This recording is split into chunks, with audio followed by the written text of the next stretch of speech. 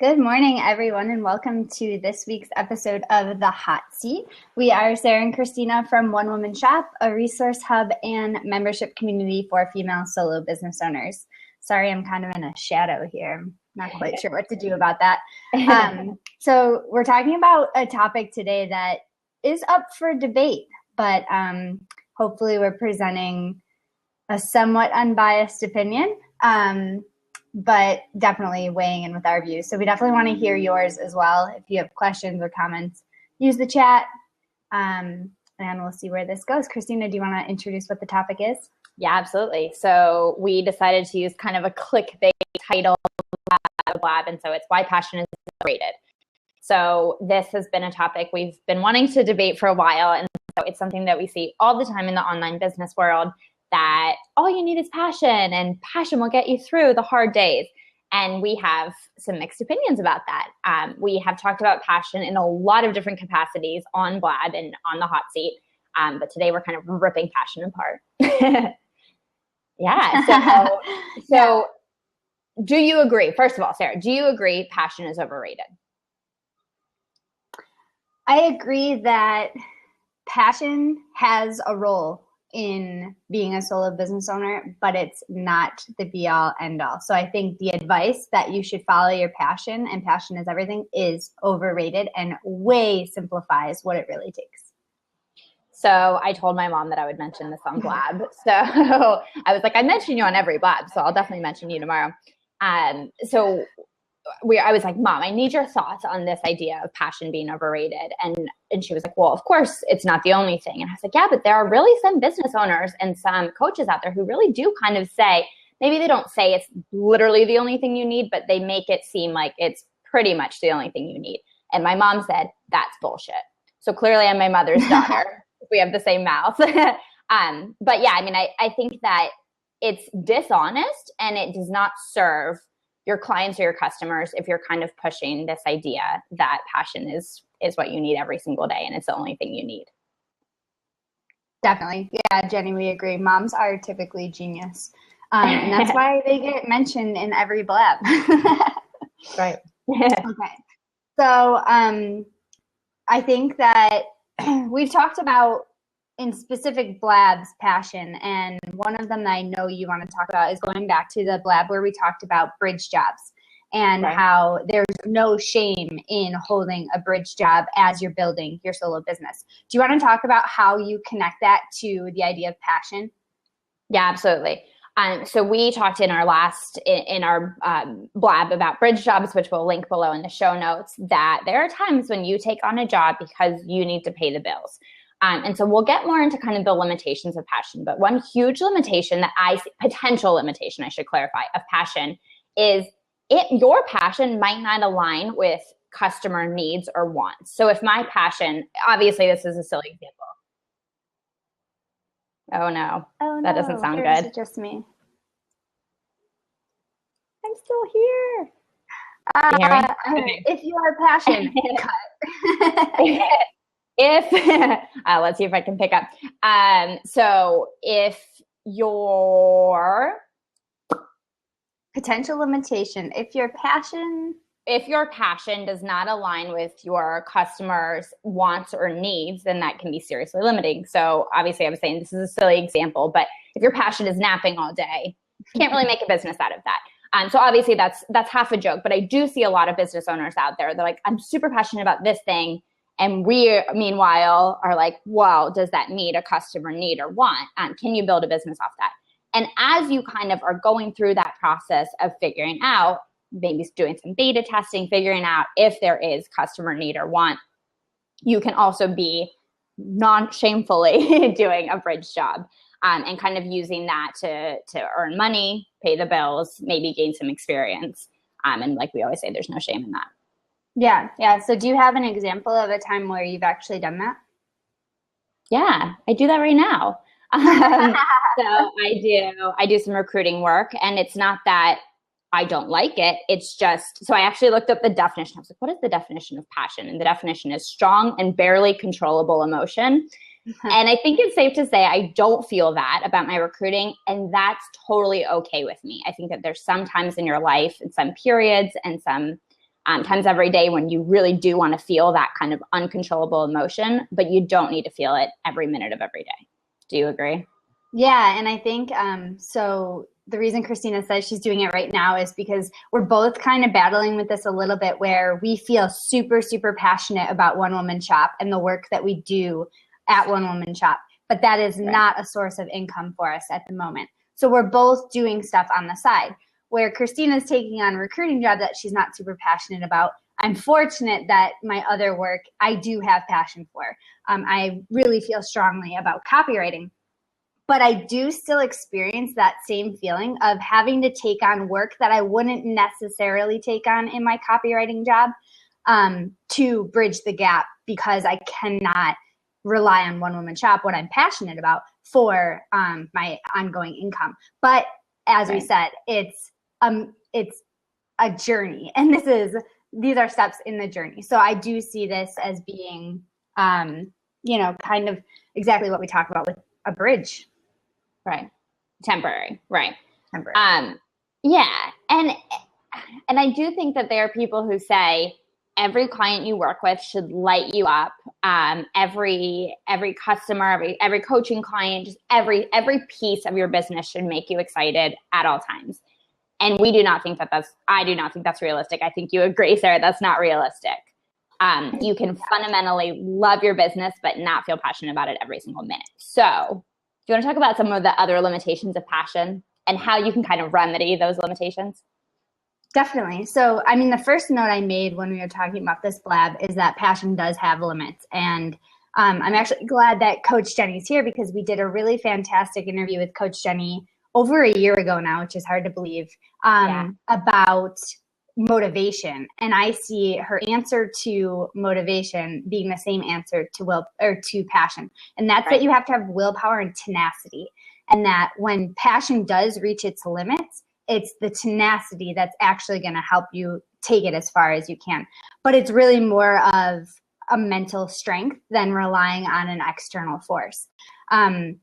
So another limitation that I see with passion is that your passions change over time. And that is absolutely okay, and that's natural. But what I was passionate about when I was 15 is not what I'm passionate about now.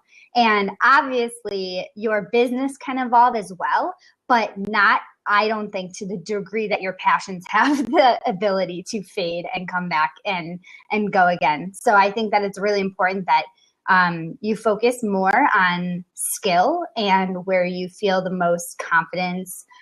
We talked a lot about this on our Strengths Finder blab 2 weeks ago. So a few weeks ago, focusing on the things that you're good at and that you can cultivate those skills, as opposed to relying on passions that may or may not change from month to month or year to year. Yeah, absolutely. And so I actually drew a parallel between your business and a romantic relationship. And so if you have, say, a marriage that is based 100% in passion, well, guess what? Again, going back to that actual definition of passion, that barely controllable emotion, you're not going to feel that every single day. You're going to be irritable. You're going to be annoyed. And sometimes you're not going to want to be with that person. And so if you're just going with your whims of passion, probably not going to be a very successful marriage. I'm not married, so I can't really say, but I would say you would probably. I think anybody that's been in a relationship at all can attest to that passion might actually be the source of the trouble as opposed to the solution to the troubles. Mm-hmm. I felt that. Yes. So another thing that I want to talk about is that your passions shouldn't always be monetized. I think a lot of us, we hear that advice that we should do what we love and follow our passions. And so anytime we stumble upon something that we like, we automatically go into this entrepreneur mindset of how can I monetize this and how can I turn it into a business? Right. And sometimes there are things that you feel passionate about that it's okay to just enjoy, and you don't have to find a way to sell it. Yes, absolutely. So maybe it's cooking, maybe it's knitting, maybe it is tweeting. Just because you love tweeting does not mean you need to be a social media manager. Doesn't mean you can't be. But yeah, definitely. I think that feeds into my point about this overemphasis on passion, I think creates a ton of pressure. And so there's actually a Marie Forleo episode about this. And she says, you sitting around thinking about your passion is not going to help you find your passion. You have to kind of dabble, and tying it back to Big Magic with Elizabeth Gilbert, she says, follow curiosity, not passion. So we hear people being like, I don't know what my passion is. And Elizabeth Gilbert says, by definition, if it's your passion, you'll know about it. And so there's just a lot of pressure, I think, to, and a feeling of not being realistic when you kind of try to overemphasize your passion. Yeah. And I think that it can also be a source of insecurity for people, because they might think to themselves, well, I don't really feel that passionate about anything. And so that actually feeds a fear of, am I ever going to be able to be successful in anything if I don't feel super passionate about it? Yeah. And that's just from that advice being really prevalent. Whereas I do think you can't build a business solely on passion, but you can build a business without passion. I do, but my belief is that you should really be finding a blend, and it is possible to find a blend. But we can come back to that. No, I think we should talk about the blend, unless you wanted to go. No, that's good. I think that, so my point there is that I think that passion, by definition, keeps you lit up. And that's really important as a business owner. You still want to feel excited about your work. Like you said, it just can't be the crutch saying, well, why do I have to do bookkeeping? I'm not passionate about bookkeeping, but it's a big part of solo business. So I think when I'm talking about finding the blend, I like to think about passion as being the spark and the fire starter for certain things, but then finding the tenacity, the skill, the community, all the other things that will keep you going when you hit a bump or a rough patch. I love that. And so we're basically saying tenacity and community and all that is kind of the kindling and the firewood on top of the fire. I had to complete the analogy. Thank you. Yeah, no problem. I'm sure everyone got that, but just to clarify. I love that. And so I'm curious kind of other ways that you see effectively channeling passion without letting passion take over. That's a really great question. I think that there have been, so I saw you lift your Starbucks cup, and the first thing I thought was, if we were driving our careers based on our passions, we would both be Starbucks baristas. Like that would pretty much be it, right? But I think that for me, I don't ever feel like I really need to, I guess, bring down my passion level. I think it's more or less building up the, side of things and figuring out ways to keep the fire burning when the passion fades. It's not so much that I feel like I need to stifle passion, but I have had to tell myself on certain occasions, you don't need to build a business from that. You don't need to offer that as a service. That has definitely come up for me. How about you? Yeah, no, that's great. And that's actually what I told myself with blogging. I was like, I can blog just for fun. I don't have to blog in order to turn it into a business. And so again, going back to that pressure, it really takes a lot of that pressure off. So yeah, I think, again, I really like your point about not having to stifle your passion. So your passion can stay here, but you're building everything else up alongside it. And so I know I've gone through periods where I'm like, I doubt, or I'm like, there's so much competition out there. There's so many other people doing my idea, or maybe they're doing it better than me. And so definitely having those,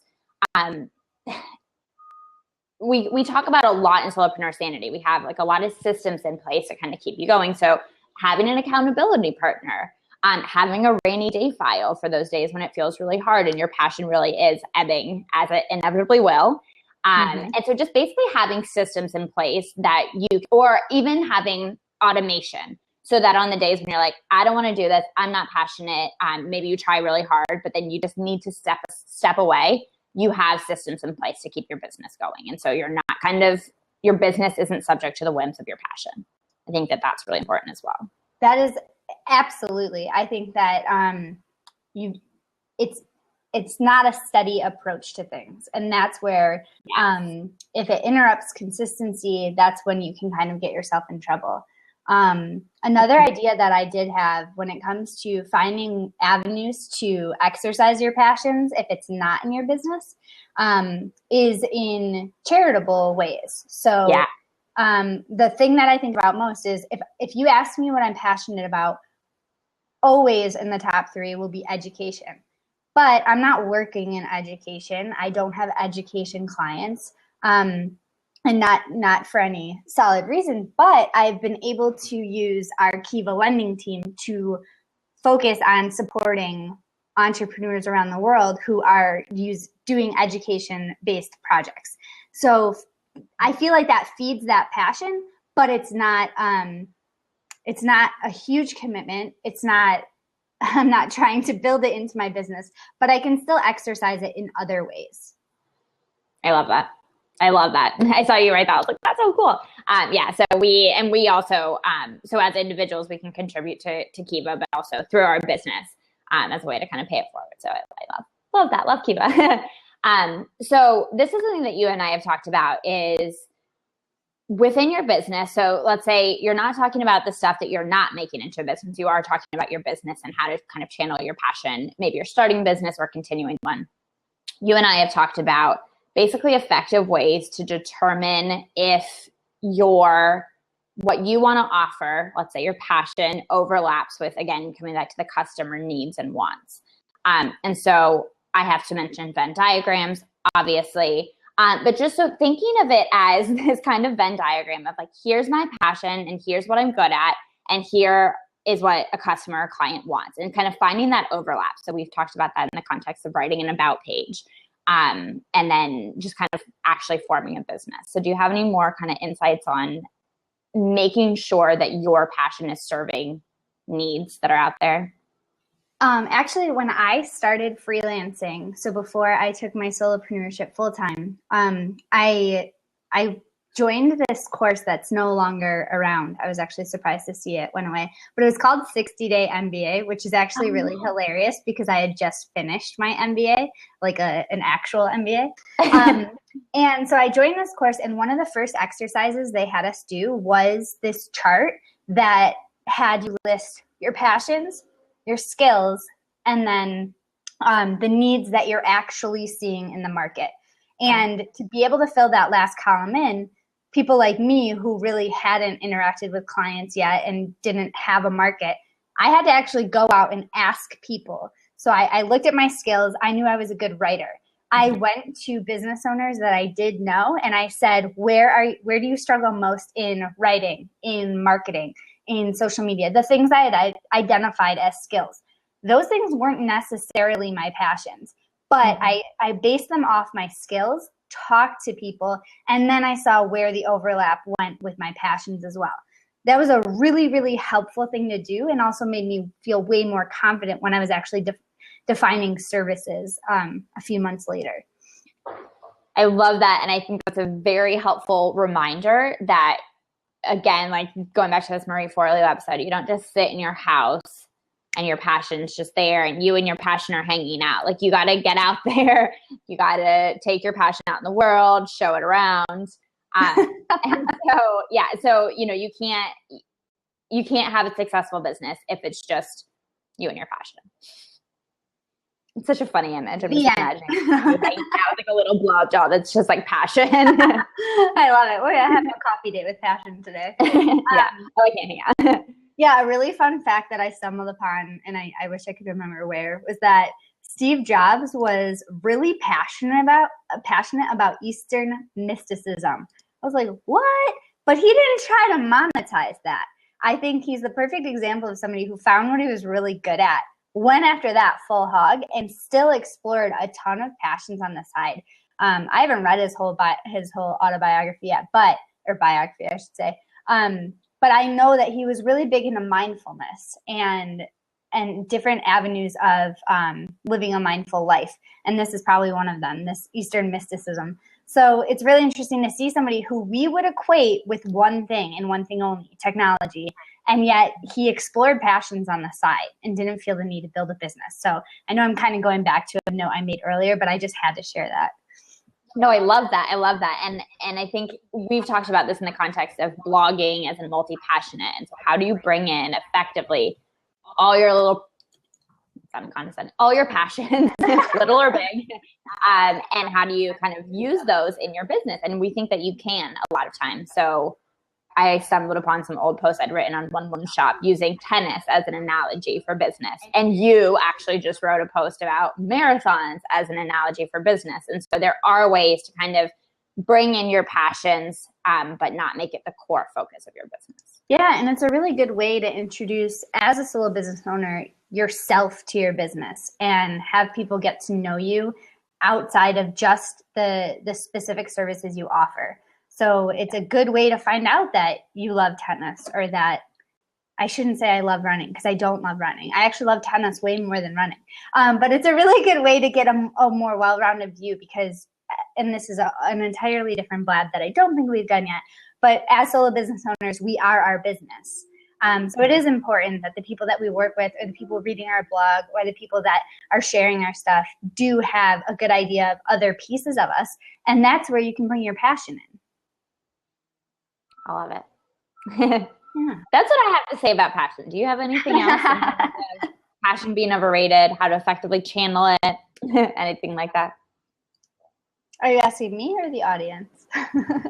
I was asking you, but the audience can definitely feel free to weigh in, anybody out there. Yeah, no, I think it's remembering that we're not saying that passion isn't important and that it doesn't have a place in your business. It's about finding the blend.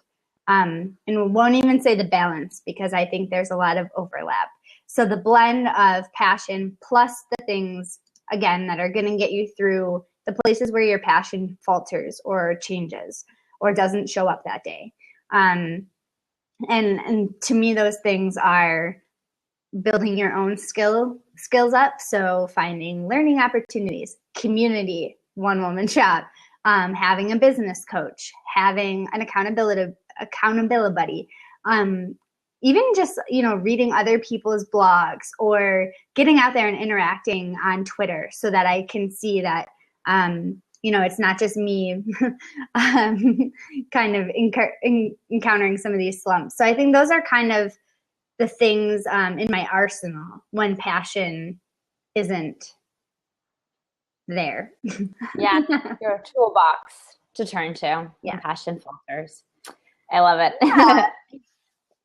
Cool. Well, thank you guys so much for joining us, as always, and we will be back. Not back. Yes, next week we will be back. The week after we will not be back, so we will see you guys next week, 11 a.m. Eastern. Yes. Bye. Bye.